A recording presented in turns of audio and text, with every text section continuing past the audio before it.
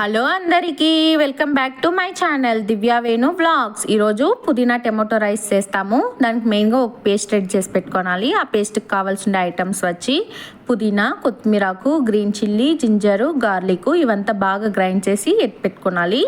అనక ఆయిల్ వేసి దాంట్లో ఓల్డ్ మసాలాస్ వేసి అవంతా ఫ్రై అయిన తర్వాత ఆనియన్, గ్రీన్ చిల్లీ వేసి బాగా ఆనియన్స్ అంతా గోల్డెన్ కలర్ వచ్చినాక మనము రెడీ చేసి పెట్టుకోండి పేస్ట్ వేసి బాగా పేస్ట్ కూడా స్మెల్ అంతా పోయే వరకు ఫ్రై చేసి ఎత్తుకోవాలి.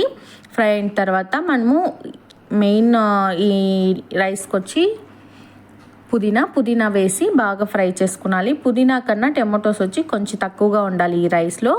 అప్పుడుదా మనకి పుదీనా ఫ్లేవర్ అనేది బాగా తెలిసేది. టమాటోస్ అంతా బాగా ఉడికిన తర్వాత మనము ఉప్పు, మసాలాస్ అంతా వేసి ఎత్తుకోనాలి.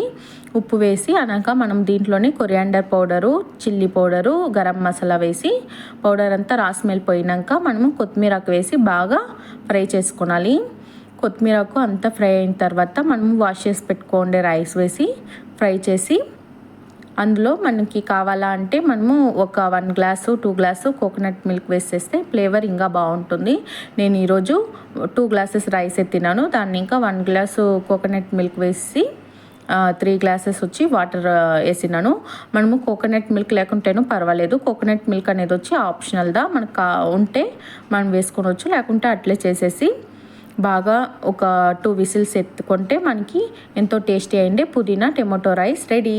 ఈ రెసిపీ మీరు ట్రై చేసి ఎట్లుందో నాకు కామెంట్ బాక్స్లో చెప్పండి. Bye bye. మరికుండా సబ్స్క్రైబ్ చేసుకోండి, లైక్ చేయండి, షేర్ చేయండి. Bye bye.